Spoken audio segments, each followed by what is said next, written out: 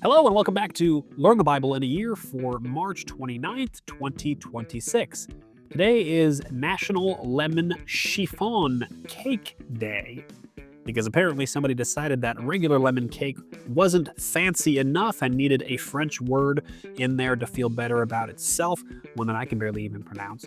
Today we're going to be covering the second census of Israel, the bold request of five sisters, a scandalous dinner party, and the voice of wisdom. So let's tune right in and get started.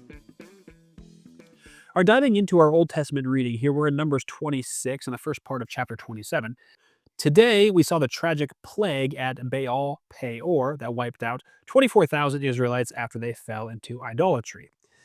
Just a quick little snippet there on Baal Peor. The word is Baal and then Peor for Peor. So Baal, that's how you actually pronounce that word. Most people, especially Western American people, just pronounce this as Baal, right? So if you hear the word Baal from your local pastor or whatever it is, and Baal, that's the same false god, Baal and Baal, same thing. So you could also pronounce this Baal Peor. It's the same thing. I'm not going to get snooty about it, but Baal is how I learned it, and that's the technically correct way of saying it, and so that's why I say it that way. Alrighty, moving on to today, God commands Moses and Eleazar, the priest, to take a second census of the people. Now, if you remember, the book of Numbers started with a census in the first generation that came out of Egypt. But because of their rebellion and lack of faith, the entire generation has now died off in the wilderness, just as God said that they would. Now, this census is counting the second generation, the ones who are actually going to enter the promised land. And remarkably, despite 40 years of wandering, plagues, and rebellions, the total number of men of fighting age is almost exactly the same as it was 4 decades earlier. God has preserved his people. Then in chapter 27, we meet five sisters, and I may get their names correct, I might not, but Mala, Noah, Hagla, Mikla, and Tirzah. Did I pronounce those all exactly correctly? Nope, but that's close enough. And they are the daughters of a man named Zelophehad, which I also pronounced perfectly, who died in the wilderness without any sons. Now, under the cultural law of the time, land was only passed down through the male heirs. This meant that their father would be wiped out and those women would be left with nothing. But these sisters do something incredibly bold. They march right up to Moses, Eleazar, and the leaders of the entire congregation at the entrance of the tabernacle, and they ask for their father's inheritance. The Hebrew word they use here for inheritance is naklah, Nachallah, which means a possession or property that is passed down, but it carries an actual deep theological weight.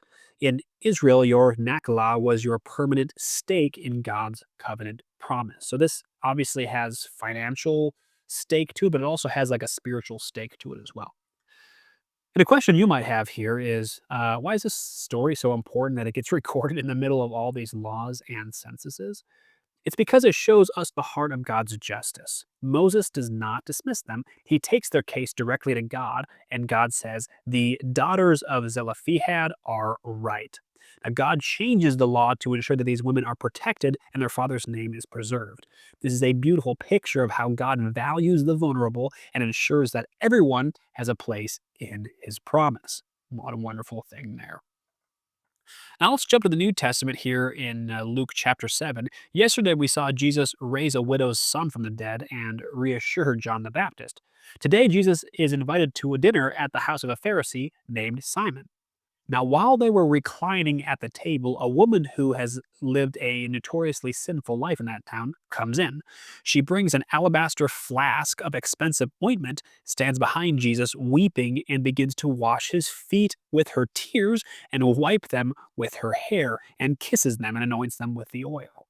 Now, Simon the Pharisee is disgusted, and he thinks to himself that if Jesus were really a prophet, he would know what kind of detestable woman was actually touching him, and he would push her away. But Jesus knows exactly what Simon is thinking, and he tells Simon a short parable about a moneylender who forgives the debt of two people, one who owed a massive amount and one who owed a little bit. Then Jesus asks Simon which debtor will love the moneylender more. And Simon answers correctly. He says the one who had the bigger debt forgiven. Then Jesus turns to the woman and points out the contrast. Simon, the respected religious leader, doesn't offer Jesus basic hospitality, No water for his feet, no greeting with a kiss, no oil for his head. But this woman hasn't stopped pouring out extravagant love and honor. Jesus says her many sins have been forgiven, and that is why she loves so much. The Greek word for forgiven here is aphime, Aphiemi, which means to send away or to let go or to cancel debt completely, just like in Jesus's parable. And I want to be clear here, Jesus is not saying that her extravagant acts of love is what earned her forgiveness. That's not how forgiveness works. But what Jesus is saying is that this is the natural response to having a massive unpayable debt that's completely canceled. Right. So he's not saying perform more for me so that you can be forgiven. It's the opposite. It is that you are forgiven because I love you and because you're my child, and this is the natural response of someone who's been forgiven a lot. So, want to make sure that that's very, very clear in this portion of scripture. Alrighty, and today we are actually in Proverbs. Last episode, I said we're going to finish the chapter in Psalms, but I lied to you. We're actually in Proverbs again today, so my bad on that. So we're in Proverbs 8, and we're reading verses 12 through 21. And it goes like this: I, wisdom, dwell with prudence, and I find knowledge and discretion. The fear of the Lord is hatred of evil. Pride and arrogance and the way of evil and perverted speech I hate. I have counsel and sound wisdom. I have insight, I have strength. By me kings reign and rulers decree what is just. By me princes rule and nobles, all who govern justly. I love those who love me, and those who seek me diligently find me. Riches and honor are with me, enduring wealth and righteousness. My fruit is better than gold, even fine gold, and my yield than choice silver. I walk in the way of righteousness in the paths of justice, granting an inheritance to those who love me and filling their treasuries. Alrighty, just a quick word from our wonderful sponsor, Covenant Security Equipment. This is a Christian owned company that partners with building contractors, also homeowners who have safety in mind. They sell things like bullet resistant windows and honestly just tons of different type of safety equipment you can find in commercial buildings or in your home. So if this is interesting to you, go to covenantsecurityequipment.com. Go support our sponsor by visiting their website and checking it out for yourself. And also, if you haven't done so already, pick up a copy of the Learn the Bible in a Year workbook. I did write this book for you, and it does have additional questions and fun facts about our daily readings. The having a hard time with words today. The digital version is 100% for free. You can grab the paperback version as well. That's what I prefer. The link to both of those is in the show notes, so check that out. Okay, what was your main takeaway from today's reading? My main takeaway was just the reaction of this lady. I mean, this is such a beautiful picture of someone who is totally and completely surrendered to the will of the Lord. Even myself, and you can probably empathize with me here. Even myself, when I'm, repenting to the Lord, it's so easy for me to want to hold myself back, to hold some like dignity, I guess you could say.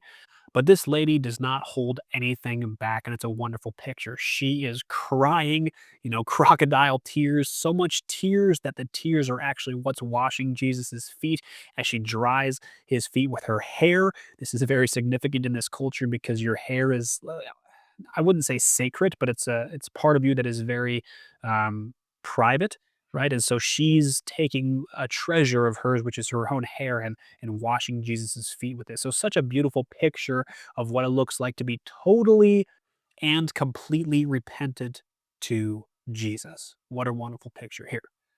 What was your main takeaway from today's reading? I'd be curious to know what that is. Go ahead and throw your thoughts down there in the comments section, wherever it is that you're listening to this podcast.